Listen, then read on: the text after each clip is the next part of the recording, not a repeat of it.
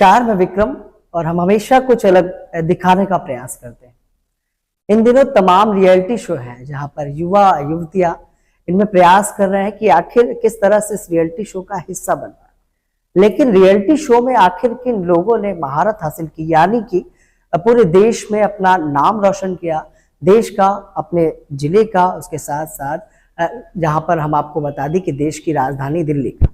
हमारे साथ आज एक खास मेहमान है मियां लाकड़ा, जो किसी परिचय की मोहताज नहीं है। वो भी इस वजह से क्योंकि MTV स्प्लिट विला और तमाम रोडीज और तमाम ऐसे रियलिटी शो है जहां पर MTV स्प्लिट विला सीजन 8-9 की फाइनलिस्ट और फेम हमारे साथ मियां लाकड़ा आज मौजूद है, जिनसे हम बात करेंगे कि आखिर रियलिटी शो में किस तरह का एक्सपीरियंस रहा और जो आने वाले युवा है जो लगातार इन रियलिटी शो का हिस्सा बनना चाहते हैं, उनके लिए क्या कुछ कहना चाहेंगे। मैम बहुत बहुत धन्यवाद।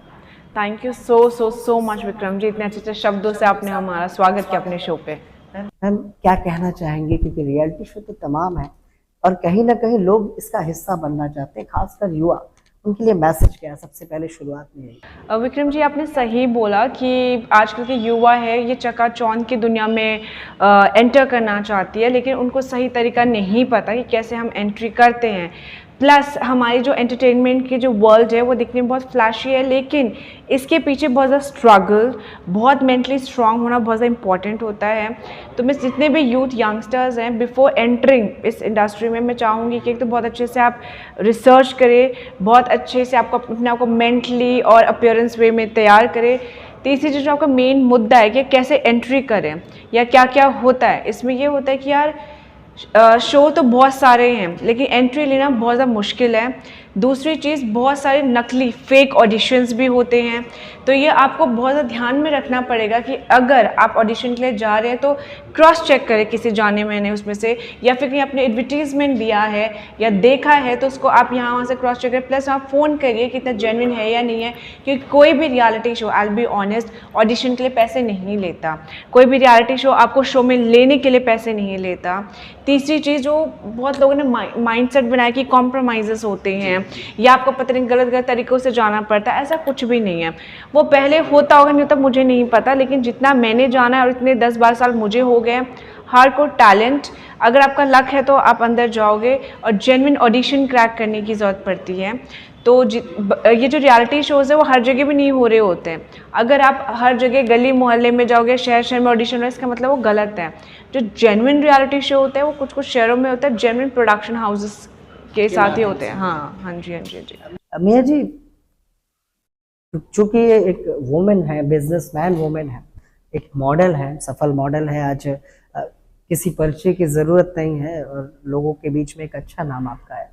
लेकिन क्या लगता है इस तरह के शो की शुरुआत और पसंदीदा कलाकार जो महिला कलाकार हैं, प्रियंका चोपड़ा आपकी रही हैं, एक्टिंग की दुनिया में किस तरह से एंटर करने वाले हो, या क्या है, क्या कहना चाहोगे? विक्रम जी, मुझे कायदे से ना क्रिमिनल जर्नलिस्ट होना था जिस पर आप बैठे हुए हो।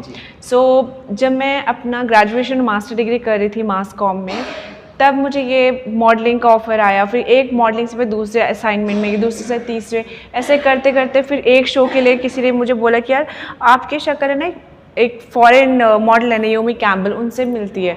उन दिनों मुझे पता भी नहीं था कौन है, फिर मैंने गूगल करा, फिर मैंने देखा रही वो तो मुझसे भी ज़्यादा डस्की है, मुझसे ज़्यादा टॉल है, बहुत स्लिम ट्रिम है। वो ना मुझे एक माइंडसेट था विक्रम जी कि हमें ना डस्की लोगों की कोई वैल्यू नहीं होती इस इंडस्ट्री में, या हम डस्की लोगों को कोई पूछता नहीं है। तो फिर मैंने जिससे मुझे प्रॉब्लम थी, जिससे सोसाइटी मुझे दबाना चाहती, मैंने उसी को पॉलिश किया, ग्रूम करा और इसी को मैंने अपना पॉजिटिविटी और एसेट बना के फिर मैं अपना 1000% दिया। तो उसी के माध्यम से जब मैं इस इंडस्ट्री में आई तो मैंने वॉज द स्ट्रगल, क्या एज आई सेड, कि नकली असली वाले ऑडिशंस और शो के थ्रू जब एक पहचान मिली पढ़ाई के माध्यम से, उसके बाद फिर मुझे एक शो मिला, दूसरे से तीसरे से करते करते MTV में आई। उसके बाद जब आप इस इंडस्ट्री में आ जाते हो तो आपको पता होता है कि आप एक्टिंग कर सकते हो या नहीं कर सकते हो। अब मैंने क्या बोला, जैसे मैं फ्रेश शो से निकली थी, मेरे डैड खुद मीडिया से, तो by God grace link leads की कोई कमी पेशी नहीं थी। बॉम्बे में अच्छे खासे लोग थे, लेकिन अगर मेरे माध्यम या जैसे मेरे डैड के लिंक के थ्रू या फिर किसी एक्टर ने मुझे कहीं भेजा, उसके रेफरेंस से आपने चलो ऑडिशन तो दे दिया। जब मैं ऑडिशन दूँ तो फेशियल एक्सप्रेशन पे फोकस करो, डायलॉग्स भूल रही हो, डायलॉग पे फोकस करो तो फेशियल एक्सप्रेशन, तो एक्टिंग इन होल्स और डिफरेंट कम्युनिटी हो जाती है या फिर कैटेगरी हो जाती है। तब मुझे रियलाइज़ हुआ कि मैं रियलिटी शो के लिए बनी हूँ। जितनी टीआरपी लेनी है ले लो, जितना तमाशा मचाना मचा लो, जितना भी नौटंकी करनी करवा लो, बट एक्टिंग मैं नहीं कर पाऊँगी। इतना मुझे रियलाइज़ हुआ, क्योंकि मैं एक नहीं दो ना कितने मैंने ऑडिशंस दिए हैं, और आपके रेफरेंस से मैं एक जगह में एक्टिंग कर लूँगी, समझ रहे हो। रेफरल से आप ज़्यादा दिनों तक टिक नहीं पाते हो, तो मुझे रियलाइज़ हुआ, फिर मैंने एक्टिंग से बैक ऑफ कर लिया, मैं क्यों झूठ बोलूँ।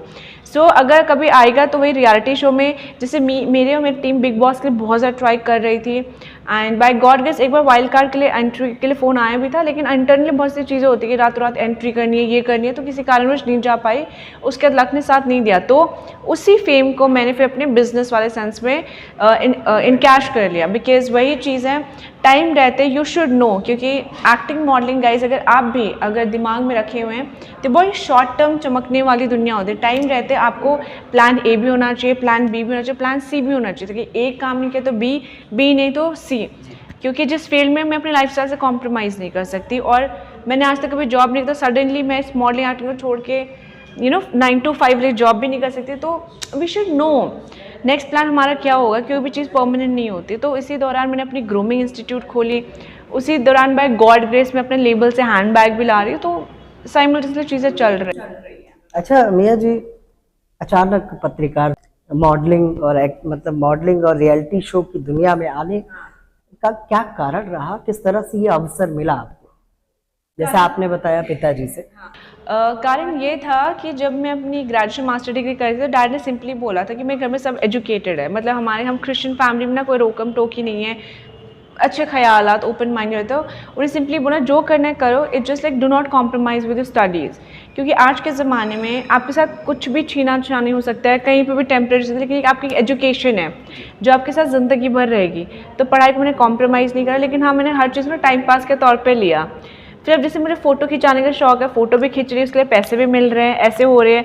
फिर किसको लाइमलाइट पसंद नहीं है, आई गेस आपको भी पसंद हो, कल को अगर 4 लोग आके सेल्फी खिंचाए, फिर विक्रम जी बोले, तो वही चीज़ तो मुझे अच्छी लगी। कॉलेज में मुझे एक असाइनमेंट मिला, जैसे मैंने बताया, एक असाइनमेंट से दूसरे फोटोग्राफर ने देखा, फिर तीसरे से फिर मुझे वी चैनल, जो सबसे मेरा पहला डेब्यू था, वो वी चैनल में एक रियलिटी शो से हुआ, फिर एक रियलिटी शो से दूसरे, ऐसे करते करते करते पढ़ाई के दौरान इस जगत में मेरी एंट्री हुई, पर मैंने पढ़ाई से कॉम्प्रोमाइज़ नहीं किया। आगे दर्शकों को किस रियलिटी शो में देखने वाले हो आप? बाय गॉड ग्रेस वही हर किसी का जो बाप है रियलिटी शो का, बीबी बिग बॉस के लिए ट्राई कर, अगर वो ना होते, ओटीटी का ज़माना है, तो एक ओटीटी के लिए मैंने ऑडिशन दिया है, टीम ने बात करके सब कुछ ठीक रहा तो अगले महीने आप मुझे जल्दी देखोगे।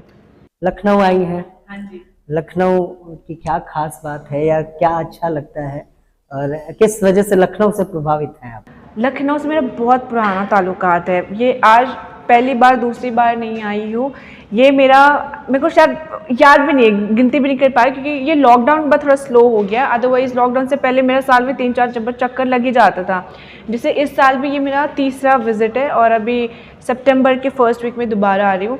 क्यों चक्कर लगता है, एक तो आप लोगों का प्यार इतना ज़्यादा है, दूसरी चीज़ काम मिलेगा तो वही आना ही पड़ता है, तीसरी चीज़ लखनऊ जैसे होता है नवाबों का शहर, खान पान, स्वागत, यहाँ पे की हॉस्पिटैलिटी बहुत ज़्यादा अच्छी है, आप लोगों का जो मेहमान नवाजी बहुत अच्छा है। तो मेरे शो करते करते यहाँ पे मैंने एक्सटेंडेड फैमिली बना ली, फ्रेंड्स बन गए, इवेंट वाले अच्छे बन गए हैं।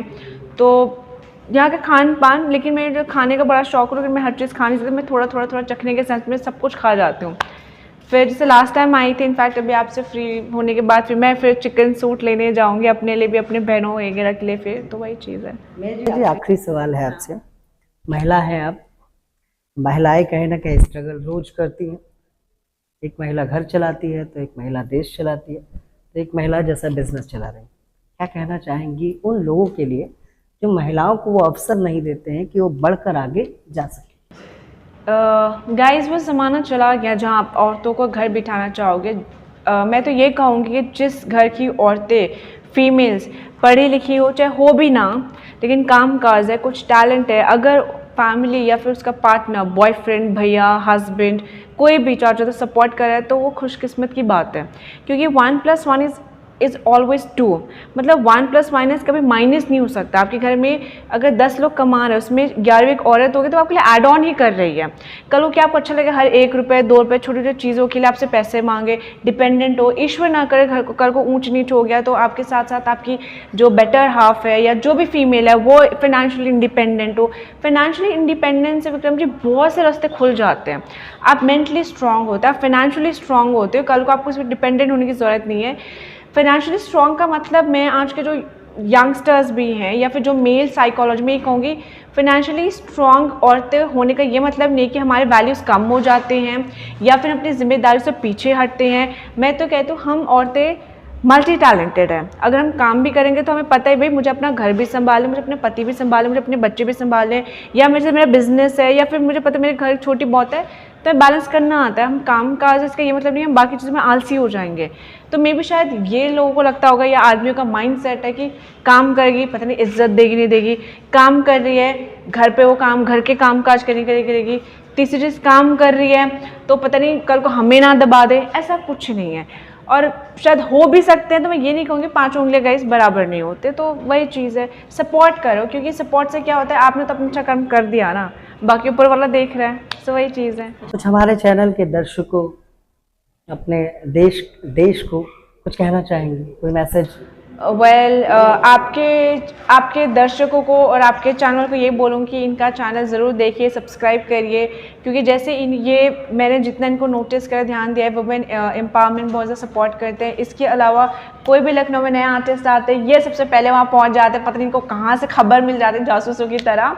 So definitely thank you so much. और आपके दर्शकों को यही बोलूँगी कि लाइक सब्सक्राइब और ज़रूर कमेंट करिए, हमारा सेक्शन कैसा लगा उस डेफिनेटली बताइए। और विक्रम जी आप बहुत अच्छा काम कर रहे हैं, स्पेशली अगर आप औरतों को सपोर्ट करते हो तो मेरा तो 2000% सपोर्ट है आपको, क्योंकि I myself believe in uplifting other women. तो वही धन्यवाद, थैंक यू। तो ये थी हमारे साथ मिया लाकरा जी, जिन्होंने साफ तौर पर बताया कि महिलाएं किस तरह से देश में आगे बढ़ रही हैं, किस तरह से फैमिली उन्हें सपोर्ट करे, और रियलिटी शो की जो हकीकत रही है किस तरह से उसमें आपको आगे बढ़ना है, फ्रॉड से किस तरह से बचना है, इन सभी को लेकर आज हमारे साथ खूबसूरत मॉडल थी मिया लाकरा, जिन्होंने पूरे देश में अपना नाम रोशन किया, अपने इंडिया का नाम रोशन किया, और दिल्ली जो कि देश की राजधानी है वहाँ की रहने वाली।